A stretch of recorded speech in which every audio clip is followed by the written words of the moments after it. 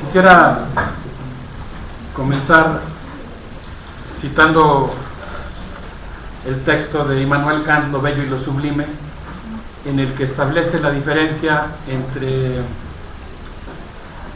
aquello que nos puede llamar la atención como atractivo y lo que él llama que es lo bello, y lo sublime, que sería eso que es abismal, infinito y prácticamente imposible de representar. Digamos, a lo que solamente se puede aludir, dando una vaga idea de que se trata de algo infinito que no está incluido en la representación.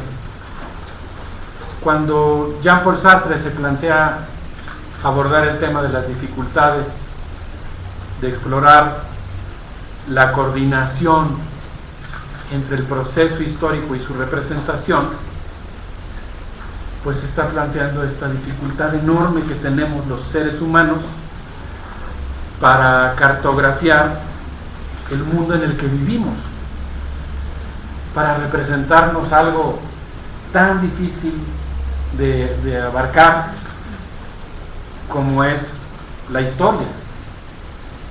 Y bueno, nosotros hemos tratado de constituirnos como un espacio multidisciplinario con vocación para abordar problemas que tienen que ver con algo que todavía no definimos muy bien, que estamos llamando provisionalmente estética geopolítica. Lo hacemos porque nos queremos dar un poco de abolengo filosófico. Quisiéramos inscribirnos en esa línea de reflexión con la que los historiadores tenemos siempre una comunicación permanente, la filosofía, y por eso el tema de estética, ¿no? Digamos, el tema de la representación de la historia. Y lo geopolítico, pues porque nos interesa aludir fundamentalmente a lo que podríamos llamar la dinámica geopolítica. Cómo es que están cambiando las relaciones geopolíticas en el mundo. Y yo creo que no hay manera de entender el mundo contemporáneo sin aludir como uno de sus grandes enigmas el tema de la transición de la Unión Soviética a algo diferente. Por eso para nosotros es muy importante su presencia aquí, muy valiosa, muy estimulante, porque no se puede entender el siglo XX sin abordar el tema de las enormes aportaciones que hizo en su momento la Unión Soviética y la Revolución Rusa a la historia del siglo XX. Por mencionar solamente uno de los 27 temas que enlista Erich Hoffmann en su historia del siglo XX, la participación de la mujer. Digo así, por tocar solamente uno de 27 de los grandes temas que toca Hoffmann como aportaciones de la historia soviética a la historia universal, la participación de la mujer, que alcanzó niveles extraordinarios e inusitados en la Unión Soviética y que ahora pues forma parte de la, digamos, gran corriente de la historia universal. Tampoco se puede entender el mundo contemporáneo sin abordar el papel que ha jugado Rusia, pero ya en el siglo XXI. Quisiera nada más cerrar esta primera parte de mi comentario diciendo que Bolívar Echeverría, un profesor muy querido, muy entrañable de nuestra facultad, recientemente desaparecido físicamente, pero cuya obra se mantiene viva y vigente, plantea en varios de sus trabajos que el gran enigma por resolver para los habitantes, para los contemporáneos del siglo XXI, es la caída del muro de Berlín y lo que significa para la historia contemporánea.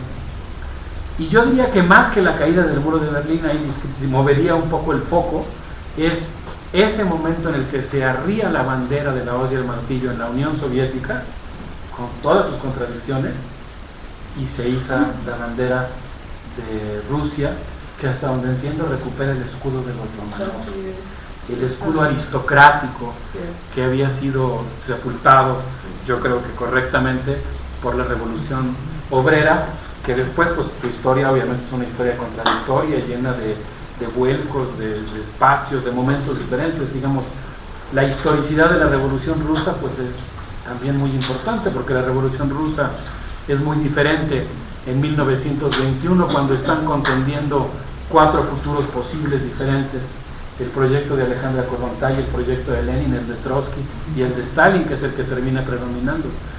Y es una revolución distinta en 1930, en la colectivización forzosa y los kolkhozs, y luego pues en el gran momento heroico de resistencia contra el nazismo, y así sucesivamente con Khrushchev, con Brezhnev, etc. Entonces, creo que pues siempre es un tema muy sugerente, muy complejo, el tema de del papel o de los diferentes momentos que ha tenido la historia rusa. Pero yo creo que pues un momento particularmente interesante de la historia rusa en el siglo XXI es sin lugar a dudas un tema que tú llevas mucho tiempo estudiando, lo cual es sin lugar a dudas una virtud, que es el tema de lo que podríamos llamar la resurrección geopolítica de Rusia. Ese momento que tú nos acabas de comentar, en el que un prácticamente desconocido, y ahí empiezo un poco con mis preguntas, voy a hacer muchas que más bien son para nuestra conversación, para nuestra relación de amistad y nuestra relación profesional.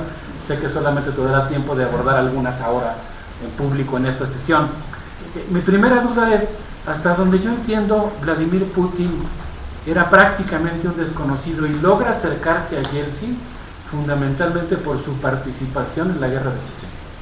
Hasta donde yo entiendo, eso es lo que él hace, digamos, se acerca a Yeltsin ofreciéndole resolver la guerra en Chechenia, la segunda guerra en Chechenia, porque la primera la había perdido el propio gobierno ruso. Él gana la segunda guerra en Chechenia y eso va a ser determinante para que él se convierta en una figura principal cercana al Kremlin. La segunda cuestión que a mí me gustaría mucho pues aprovechar tu presencia para que nos hicieras favor de hacernos un comentario, tiene que ver con digamos la existencia de diferentes corrientes que surjan al gobierno y a la vida política rusa. Creo que un ojo poco adiestrado, poco informado, es casi incapaz de percibir las placas tectónicas que corren en la política rusa. Tú mencionabas ahora dos, ¿no? Digamos, los nacionalistas encabezados por el ejército, sí, y los neoliberales, que son tan o más neoliberales que los estadounidenses, sí, y que también pues se aterran un poco.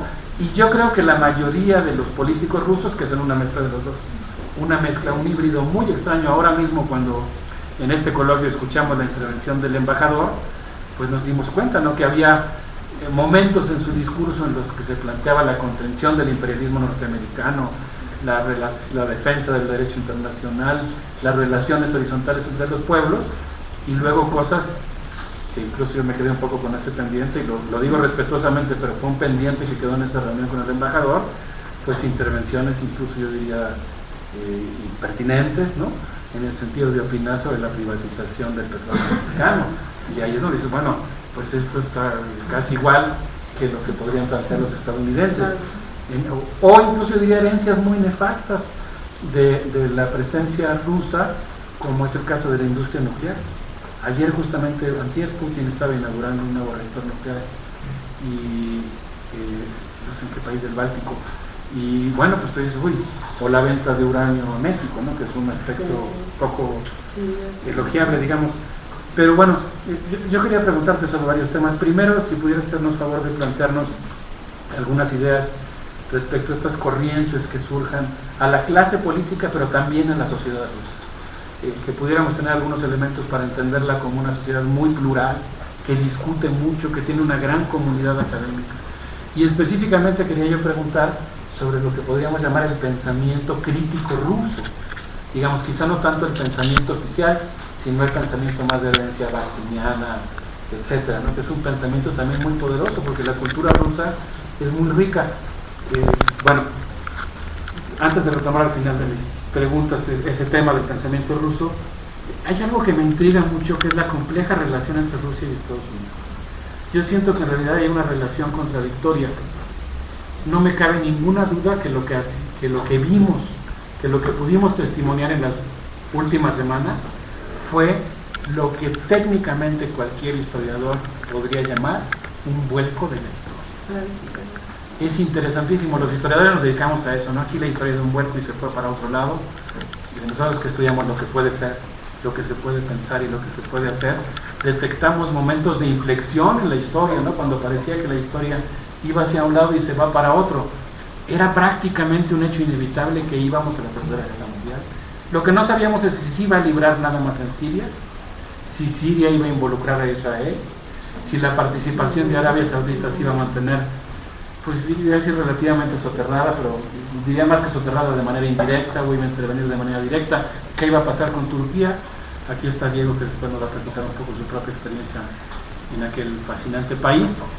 Pero digamos, era un hecho que íbamos a la Tercera Guerra Mundial.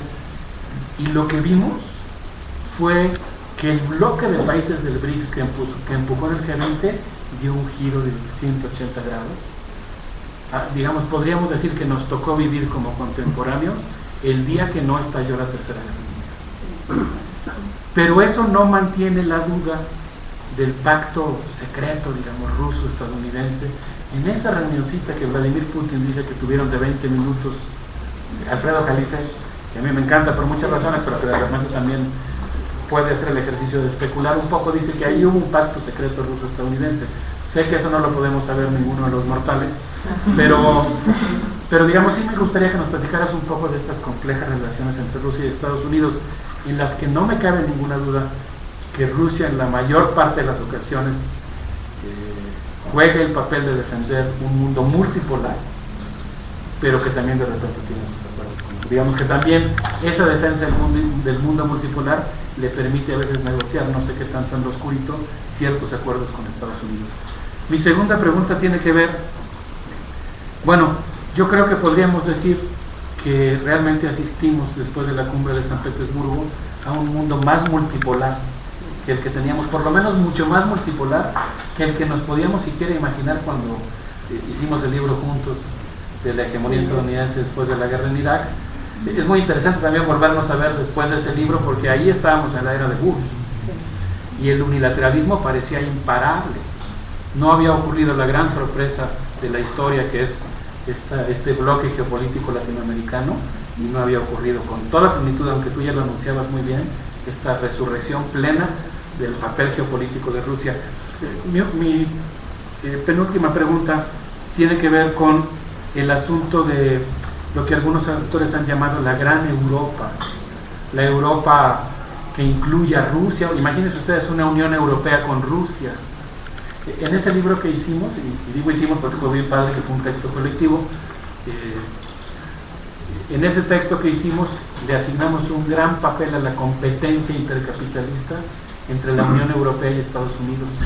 Y si Rusia se uniera con la Unión Europea, Estados Unidos pasa con mucho a segundo término.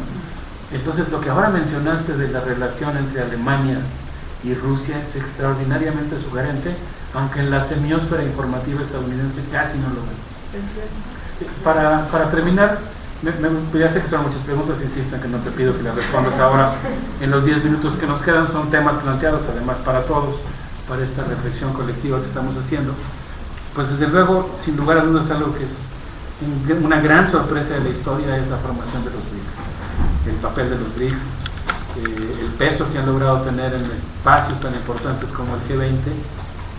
Y bueno, quisiera terminar haciéndote una petición, es así para estos 10 minutos, si es posible. A mí siempre me da mucha emoción poder estar con un investigador que habla el idioma del país que investiga, y tú hablas muy bien el ruso, tú estudiaste allá en esa universidad prodigiosa, que es uno de los enclaves de lo mejor que tenía el socialismo. El socialismo tenía cosas, el socialismo real, digamos, tenía cosas muy negativas que todos conocemos, como la presencia estalinista o el autoritarismo, pero tenía cosas preciosas de realización de valores, como era el caso del internacionalismo. Y entre esas cosas pues estuvo en la Universidad Patricio Lumumba, sin lugar a dudas una de las más cercanas a lo que un recientemente laureado por nuestra universidad, Buenaventura de Sousa Santos, ha llamado cosmopolitanismo proletario, ¿no? La Universidad Patricio Lumumba era eso, era un espacio de cosmopolitanismo proletario en el que tú tuviste oportunidad de estudiar. Conoces muy bien el ruso, y yo te quería preguntar, hay dos palabras que usa Bakhtin, traducidas por Tatiana Bugnova, las palabras Sovit y Vitia, que ella traduce como estar juntos, y ella dice que ese es un enfoque de las humanidades, ¿no? El pensar qué efecto tienen nuestras acciones en los otros. Y la otra palabra es postupok, que es una palabra que ella dice que usa Bakhtin específicamente para referirse como a las repercusiones éticas de los actos singulares. No te pediría que nos hables de esas dos palabras en particular, lo que te pediría es si pudieras decirnos 3 o 4 palabras en ruso que te parezca que son básicas para las humanidades y que nosotros podamos recuperarlas, ya no solo para hablar de Rusia, sino desde un punto de vista metodológico. Muchísimas gracias por estar aquí. Muy bien. Está difícil la tarea. Sí. Gracias, Marcelo. Bueno, primero que nada, ¿cómo llegó este desconocido al poder en Rusia? Bueno, acá hay varios análisis. Cuando el 31 de diciembre de 1999 renunció Yeltsin, aparentemente después se supo que le habían pedido la renuncia, y sin lugar a dudas, fue el Yeltsin el 31 de diciembre de 1999 en la noche renunció, y después pues ya se fue filtrando que había tenido que renunciar porque le pidieron la renuncia, por lo que planteabas que la guerra de Chechenia estaba en un punto terrible, además que era muy factible que esta guerra se extendiera a otras partes de Rusia, entonces sobre todo en las partes musulmanas, en el Cáucaso, formando una república llamada una república caucásica musulmana. Este era el objetivo, incluyendo pues a Dagestán y a otras partes cercanas a Chechenia del Cáucaso ruso. Entonces, aquí lo interesante es vincularlo precisamente con la geopolítica. Resulta que Brzezinski, en este artículo para el Foreign Affairs, en donde plantea que Rusia debe dividirse en 3 partes, en esa Rusia occidental, Rusia del centro, que sería como un estado colchón, y Rusia oriental, que es el lejano oriente. Este artículo Brzezinski lo escribió en la cima del optimismo que tenían de que empezaba el nuevo siglo americano y que podían conseguir la caída de Rusia, ¿no?, y su desintegración final. Entonces, ahí él plantea cómo hacerlo también, y dice: los Balcanes rusos, así como se desintegró Yugoslavia, es el Cáucaso. Las pequeñas repúblicas musulmanas de pueblos no rusos y musulmanes serían la base para que se diera el efecto dominó de la caída de Rusia y su desintegración. Entonces, cuando los militares rusos leen esto, es cuando dicen: se acabó el experimento democrático. Ahora vamos a realmente imponer nuevamente nuestro poder. Los militares empezaron a retomar el poder después del ataque al Parlamento en 1993, cuando Yeltsin tuvo que someterse al dictado del Fondo Monetario Internacional de reducir el presupuesto que ya era magro, y entonces el Parlamento no lo aceptó, y por lo tanto Yeltsin les mandó los tanques. Esto se ve muy bien en un video que está basado en el libro de Naomi Klein de la terapia del shock, la doctrina del shock. Ahí se ve muy bien cómo el Parlamento es golpeado por el ejército, porque Yeltsin ya no podía controlar al Parlamento, y afuera se hizo todo un levantamiento de gente, de muchísimos miles de rusos se levantaron para pedirle la renuncia a Yeltsin. Entonces Yeltsin le pidió al ejército que lo salvara, pero el ejército sí lo salvó a ese precio tan duro, aplastó la rebelión, pero sí le dijo: sustituyes a Kosyriev, que es Mr. Da, con la comparación con Gromyko, que era Mr. Niet, Kosyriev era el ministro de Relaciones Exteriores formado en Estados Unidos, pro-estadounidense a muerte, Mr. Da. Entonces lo tuvo que quitar y poner en su lugar a una agente de la perestroika, en este momento no me acuerdo cómo se llama, pero fue uno de los arquitectos de la perestroika y de Gorbachov, y lo puso como ministro de Relaciones Exteriores. Desde ahí el ejército volvió a tomar el control, y cuando leyeron este artículo de Brzezinski, entonces dijeron: se acabó. Yeltsin renuncia, todos los oligarcas que se quedaron con una gran cantidad de bienes se los vamos a respetar, los que no sean estratégicos, pero lo que sí, vamos a hacer un pacto con ellos, respetamos a Yeltsin y a la familia, pero no su familia sanguínea, sino la mafia que se adueñó de tanta riqueza, y entonces el pacto fue que no iban a participar más en política, que eso se lo iban a dejar al nuevo gobierno. Y Putin efectivamente pues tenía una trayectoria de un ex KGB, él pasó 9 años en Alemania haciendo, pues me imagino, su labor propia, ¿no? Ya se imaginan, y por lo tanto también tenía mano dura, porque hay una cuestión, una parte es la oposición liberal enarbolada por Yeltsin, pero otra parte son los denominados patriotas que decían: bueno, se puede desintegrar la Unión Soviética, podemos quedarnos sin las repúblicas, pero Rusia no se va a desintegrar. Una cosa es haber perdido a las repúblicas, pero otra muy diferente es que Rusia se desintegre.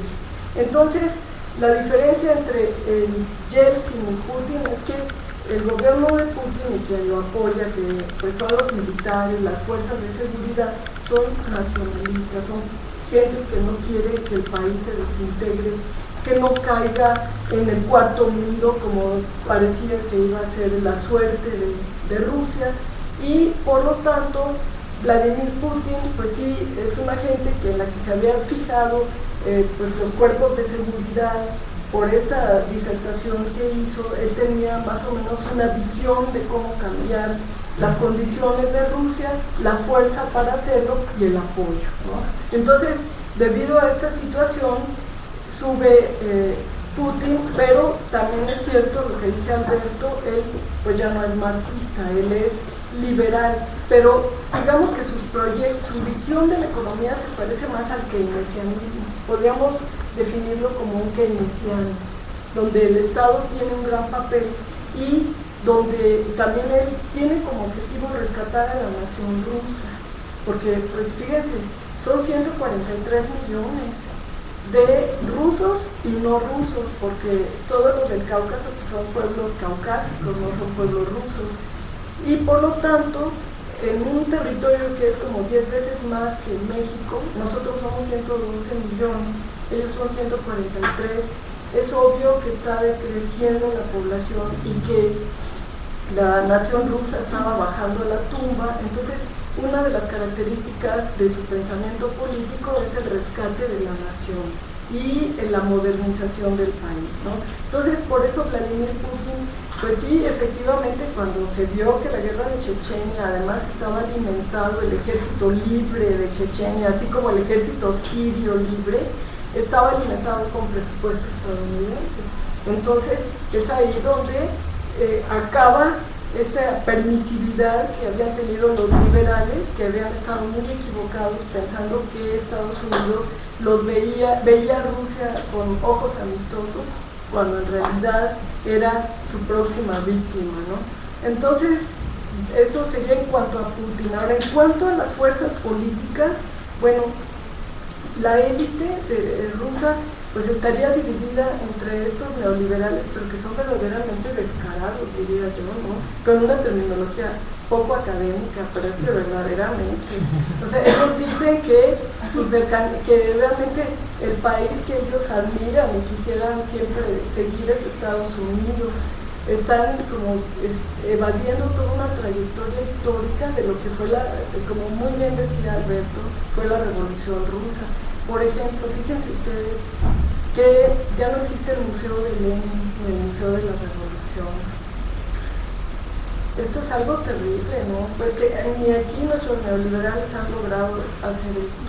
Aquí el rescate, pese a que han quitado de las materias de los años básicos historia, y le cambiaron el rostro a Porfirio Díaz, ¿verdad?, su labor política, pero no han logrado acabar con la revolución, aunque no mencionen a Zapata y a Villa, pero no han acabado con el imaginario colectivo, ¿no?, con Cárdenas.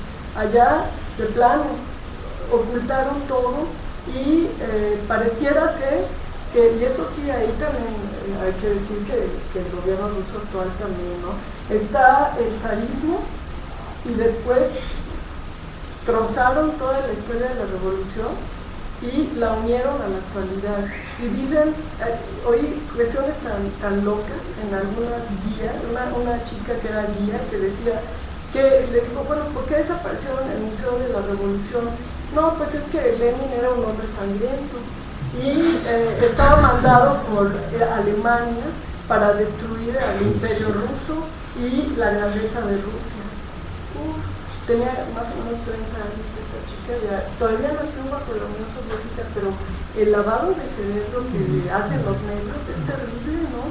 Entonces, todos los logros que muy bien Alberto evidenció ahora, el imperio zarista era una potencia subordinada a los intereses de Inglaterra, Francia, Estados Unidos e incluso Japón.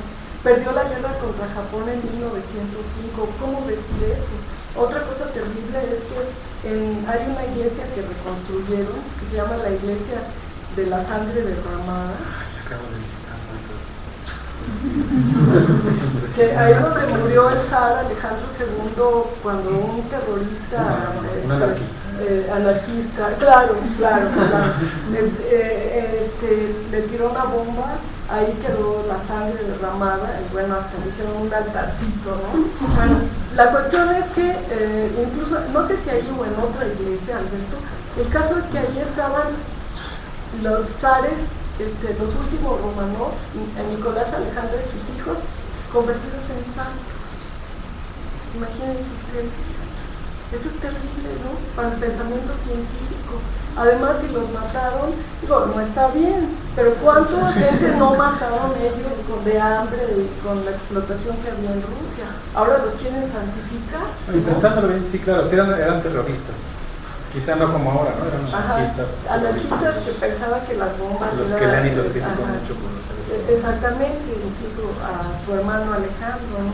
Pero pues a mí sí me impresionó mucho ese retroceso histórico, porque además también el actual gobierno ruso le está dando mucho peso a la Iglesia ortodoxa. Y bueno, ustedes saben que sabemos de la Edad Media, ¿no?, donde entra el fanatismo religioso o simplemente la explicación religiosa, se acaba la cientificidad, ¿no? Eso también sería muy cuestionable, ¿verdad? Ahora, bueno, pues en ese diapasón político están los neoliberales a ultranza, están las actuales fuerzas políticas en el poder, representadas por el gobierno ruso, por el presidente Putin, cuya línea oficial, digamos, es el rescate de la religiosidad, porque ellos dicen que ya no existe el marxismo, digamos que ya no creen en esto y hay que llenarlo con algo, dejando de lado la ética. La ética es lo que nos hace portar muy bien, no el temor a Dios, ¿verdad? Pero bueno, yo creo que esto es ellos mismos llaman a su nueva visión conservadurismo frente al liberalismo de Occidente. Le dan otra dimensión, ¿no? Para nosotros lo conservador es lo retrógrada, lo que no cambia, lo que estanca las sociedades, ¿verdad? Para ellos conservar ahora es conservar a la familia, conservar el Estado, en ese sentido sí se puede entender, ¿no?, que sufrieron tantos embates de Occidente, se mostró tan enemigo Occidente contra ellos, que hoy ellos dicen, nosotros no somos liberales, somos conservadores, queremos conservar nuestro Estado, nuestra familia, nuestra soberanía. Entonces, más que conservadores podríamos decir que son... ¿Perdón? Que preservan, ¿no? Preservacionistas, sí. O sea, ellos tratan ahora de conservar lo suyo, ¿no? Efectivamente, ¿no? Y y critican mucho todo de la decadencia occidental, de que a ellos les parece, bueno, el uso de drogas, el uso de varias, este tipo de cuestiones en donde pues critican a Europa como una contraparte a lo que Europa y Estados Unidos querían hacer en la sociedad rusa. Por ejemplo, las famosas cantantes estas Pussy Riot, bueno, pues para ellos es muy negativo porque, en primer lugar, bueno, fíjense, yo no creo que ellas, ya hay versiones que ellas actuaron solas. Detrás de ellas está Israel, ¿no? Está Israel que intenta, pues, capitalizar todo el patrimonio. No olvidemos que Khodorkovsky es judío y no es un planteamiento antisemita, es muy realista en el sentido de que en este momento pues el lobby estadounidense muy importante es el AIPAC, que es un lobby judío. Los demócratas tienen otro lobby judío. ¿Y cuál es la visión de Israel? La tierra prometida. ¿Y cuál es la tierra prometida? Pues el Medio Oriente, pero también Rusia incluida. Entonces, si tuvieran la riqueza petrolera y acera, que era lo que Khodorkovsky quería hacer, ¿verdad?, tendrían ahí pues un gran capital. Y esto viene pues en sus libros sagrados, ¿no? La tierra prometida que no han logrado tener todavía, ¿no? Entonces, eso es de pensarse y bueno, por lo tanto, los patriotas critican mucho a los judíos rusos porque dicen que ellos están al servicio de potencias extranjeras.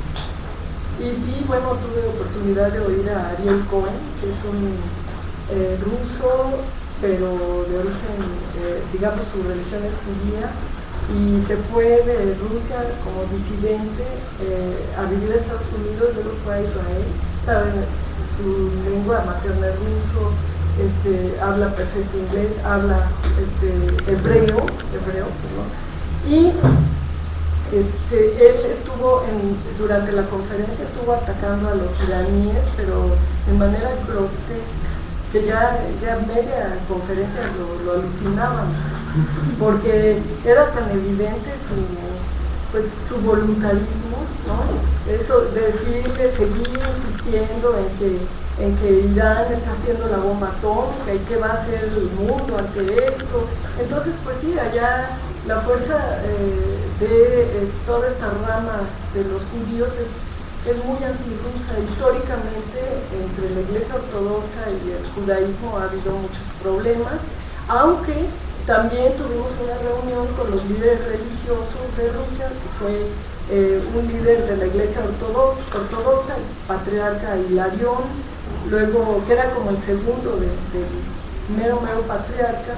Luego con los musulmanes que usan unas gorras blancas así muy llamativas, y con un rabino judío. O sea, como que también ahorita el gobierno ruso está propiciando la tolerancia religiosa, pero sobresaliendo la Iglesia Ortodoxa, ¿no? Bueno, pues también hay otros que están más a la izquierda, que están representados por un profesor que es comunista, que se llama Kudrynian, que en YouTube están sus programas que salen. Putin sí le da esa opción a Kudrynian, sale en la televisión, tiene un programa en donde siempre están recordando la Unión Soviética, y llegaron a hacer una encuesta en donde el 80% o el 89% de la población quiere regresar a la Unión Soviética, porque pues es que tenían un estado de bienestar, claro, con muchos problemas de libertad de expresión, eso sí es cierto, y todo lo que decía Alberto, que triunfó la visión estalinista, pues es verdad, ¿no? Pero de todas maneras tenían un estado de bienestar muy importante. Ahora la corrupción, me contaban también que ha aumentado tanto que para entrar a la universidad pública tienes que pagar el equivalente a $500,000 de pesos. Es dramático, ¿no? Por abajo del agua. ¿Perdón? Por abajo del agua. Por abajo del agua, como una forma, no sé qué tan cierto sea, pero lo contó una guía que era una chica joven que había estudiado literatura y nos decía, y le digo, y si no tienes ese dinero, pues no entras, simplemente no entras. Entonces, la mayoría de la población, el ciudadano, digamos, el ciudadano ruso común, quisiera volver a la Unión Soviética en gran medida. ¿Quiénes se oponen? Pues los que se quedaron con la propiedad, ¿no? Los que se adueñaron ilegalmente de la propiedad, que es una propiedad social, que fue la propiedad de la Unión Soviética, como aquí, digo, simplemente hay que pensar nuestra realidad para entenderlos a ellos. El petróleo fue nacionalizado en México, todo se trabajó, mucha gente de la sociedad mexicana, ciudadano común, trabajó para el engrandecimiento del país, que ahora viene una cúpula neoliberal aliada al capital extranjero y lo quiere privatizar. Es lo mismo, exactamente lo mismo. Recuerden que son las dos revoluciones del siglo XX, de inicios del siglo XX, en donde, usando el poder político, algunas fuerzas extremadamente antiéticas se están quedando con la riqueza que nos pertenece a todos por haber nacido en un país, ¿no? Entonces, Kudryavtsev lleva a cabo estas reuniones y ellos apoyaron a Putin. Me da mucha risa porque en la televisión pro-gringa que tenemos en México pasaban, cuando se dieron las elecciones parlamentarias en 2012, pasaban a la oposición, disque a la oposición, y eran los partidarios que ganara Putin, porque decía ahí el movimiento de esencia del tiempo, que es el movimiento de Kudryavtsev. Entonces, así se miente a través de los medios de comunicación, y esta gente apoyó y decía, no queremos la revolución naranja. ¿Les recuerda algo? La revolución en Ucrania, que fue volcarse totalmente hacia Estados Unidos. Ellos decían, no queremos a la revolución naranja en nuestro país, queremos nuestro país para nosotros. Entonces, pues Putin también tiene el apoyo de ese estrato que son comunistas, pero que así, perdón la palabra, asqueados de todo lo que hicieron los neoliberales, ahora apoyan a Putin, porque el Partido Comunista solamente sacó 20% en la elección. En cambio, Putin ganó por un 73% la carrera presidencial, porque bueno, por los excesos también, ¿no? La falta de libertad, bueno, había cuestiones elementales como salir al extranjero, bueno, porque si otros pueblos pueden viajar, ellos no podían viajar, digámoslo así. Entonces, eso no quieren regresar a eso, ni a la falta de consumo de cosas básicas, no de lujos, pero cosas básicas, ¿no? Como ropa, comida, que pues sí, la Unión Soviética descuidó esos aspectos, eso es verdad también, ¿no? Entonces tenemos, por lo tanto yo diría que tenemos a los comunistas, a los patriotas, a los neoliberales, básicamente, esas serían las cosas. Ahora, la relación entre Estados Unidos y Rusia, pues es una relación con Putin difícil, porque Putin también ha estado influido ya por estas fuerzas nacionalistas, ¿no? Que le dicen que ya no ceda. Por ejemplo, recuerden cómo a Libia la atacaron y ellos, ¿qué hicieron en el Consejo de Seguridad? Simplemente se abstuvieron y perdieron la deuda que Gaddafi les debía. Y entonces ya no por humanismo, sino por intereses económicos, dicen, bueno, ¿por qué se abstuvieron en el Consejo de Seguridad si Libia nos debía como $7,000 millones? ¿Cuándo los vamos a recuperar ahora? Entonces, lo que han estado viendo es que todas las acciones que ha hecho Estados Unidos, ¿qué tienen en contraparte para Rusia? Nada. Entonces, no por buenas gentes, por interés nacional, Putin se ha estado poniendo más firme contra las acciones estadounidenses. Por eso es que en Siria, bueno, les plantearon el veto China y Rusia, ¿no? Porque ahí hay un puerto que es muy importante para Rusia, que es Tartus, donde tiene una flota marítima y es uno de los bastiones en el Mediterráneo para Rusia. Entonces, por eso, bueno, tenemos que el caso de Snowden también se interpuso entre la reunión que iba a haber en San Petersburgo. Ahora, yo no sé, me llamó mucho la atención, yo no leía a Jalife, ¿qué es lo que él dice que negociaron Estados Unidos y Rusia? Hasta donde entiendo, cita un artículo de The Washington Post y dice que hubo un acuerdo secreto Putin-Obama. Él no lo dice, pero yo lo infiero porque dice que fue en la cumbre del G20 y en esa cumbre Putin dijo que se habían visto 20 minutos.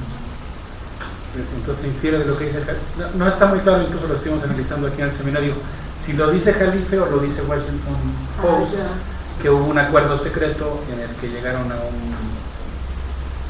a una negociación respecto a lo que iba a pasar en Siria. Pues probablemente, porque pues también Obama no creo que sea muy partidario del ataque a Siria. Él está presionado por los neoconservadores, por McCain y todo el complejo militar industrial y esta gente que está fuera de la realidad, que no leen la realidad actual, ¿no? Están totalmente fuera. Decían que McCain está jugando póker en la computadora cuando se está discutiendo lo de Siria. O sea, están como cuando Nerón hizo senador a su caballo, ¿no? Más o menos. Entonces, ya hay tal, me decía ahorita Marcela, ¿no? Que Estados Unidos pues, está viviendo una crisis muy fuerte, no solamente económica, sino de valores, y bueno, está dando golpes de ciego, utilizando el recurso que le queda, que es la fuerza bruta, la fuerza militar, ¿no? Entonces, pero sí, pues tal vez hay esto de que no hay que olvidar que Snowden ya debe estar diciendo todos los secretos militares al gobierno ruso, ¿no? Y que tal vez llegaron al acuerdo en que Snowden no va a hablar más y ellos no atacan. Sí, quién sabe, ¿verdad? Como decía Alberto, a los mortales no nos están dando a saber rápidamente. Ahora, pues esto de la gran Europa y Rusia, pues sí lo estamos viendo en la realidad, ¿no? Se está dando ya este acercamiento entre Alemania, por lo menos entre Alemania y Rusia. Y esto va contra los planes estadounidenses de dominio mundial. Y finalmente, pues con respecto a los BRICS, pues sí, es pues una fuerza emergente que tal vez no está muy cohesionada, pero los que sí están cohesionados y sí son aliados son Rusia y China, porque en esta reunión también llegó el ministro de Defensa ruso y Ariel Cohen le preguntó ¿qué piensan ustedes de los chinos? Se van a adueñar del lejano oriente ruso, ¿verdad? Así de esa manera tan grotesca a un ministro en una reunión oficial. Sí. Y el ministro le contestó, no tenemos, creo que sí tienen, pero no tenemos miedo, somos aliados y estamos trabajando juntos en este momento. Entonces, realmente la alianza es los rusos dicen que somos aliados de China mientras no tengan pretensiones territoriales, pero lo que pasa es que China está creciendo terriblemente, entonces ahí puede darse también un vuelco de la historia, veremos, pero por ahora son aliados y con mucha paciencia, muy tranquilo, le contestó el ministro de Defensa, por cierto que no es ruso, Shoigu. Es del Cáucaso, de por ahí de Siberia, no de Cáucaso, es un siberiano, de una de estas nacionalidades y es budista. Entonces es muy interesante. El ministro de Defensa. Y bueno, con respecto a las palabras en ruso, pues yo diría que una muy importante, pues se parece mucho al español, es multipolarnost, que sería la multipolaridad, Mir, que es paz, y yo diría drushba, que es amistad, drushba. Creo que sería algo muy importante para nosotros como universitarios, como críticos de las clases dominantes que muy mezquinamente se reparten el mundo, pero además mandan a la gente a morir como soldados y a matar como civiles. Ya ven ustedes cuántos niños no murieron con este gas sarín. Ahí vimos fotos de, bueno, no solo niños, también pues, gente joven, gente mayor, Entonces yo creo que pues nuestra labor siempre es criticar estos actos imperialistas, ¿no? Como bien decía Alberto, bueno, realmente a Rusia yo creo que hay que admirarla porque está tratando de construir un mundo multipolar, pero también su visión ya de capitalismo, pues digamos que, bueno, hasta eso que no, porque sí, piensan en un capitalismo keynesiano, pero pues lamentablemente la actual Rusia, pese a todo, no puede cumplir el papel que cumplía la Unión Soviética, que no tenía compromisos con Occidente, ¿no? Realmente ellos sí se enfrentaban y por eso había paz mundial, porque no tanto por la ONU, sino que por el equilibrio de fuerzas. Quiera que no, a Putin también lo presiona mucho los intereses que tiene Rusia en Estados Unidos. Entonces, pues hasta ahora se ha visto que ha estado más firme, pero pues sí, vean Libia, vean Afganistán, hasta le prestó bases a Estados Unidos en las ex repúblicas soviéticas, porque no negociaron con las repúblicas nada más, negociaron con Rusia. Claro, ahí se libraban de los talibanes, que fue una hechura estadounidense, ¿no? Pues eso es lo que podría... Pues agradecemos infinitamente la presencia de la doctora Ana Teresa Gutiérrez del CID. Creo que nos ha proporcionado elementos muy importantes para poder entender qué es lo que sucedió alrededor de esta cumbre del G20, ¿no? Poniendo en relevancia el papel que tiene Rusia en el sistema internacional actualmente, ¿no? Y aunque no hablamos mucho sobre la presidencia rusa del G20, quizá abordemos de manera un poco más puntual estos temas de la sesión de la tarde, pero creo que se quedan entre nosotros estos elementos de manera muy arraigada. Igual están a discusión y a intercambio, que por cuestiones de tiempo no podemos ahorita abrir la sesión a los compañeros y compañeras del seminario, pero que sería muy importante para nosotros desde el observatorio mantener este diálogo y este intercambio, que también abona mucho a la multidisciplinariedad que caracteriza, digamos, este proyecto, ¿no? Entonces, con esto cerramos y agradecemos también las aportaciones técnicas y el apoyo que han dado Jorge Jaime Martínez y Gabriel Buentello por la creación de este canal del Observatorio del G20.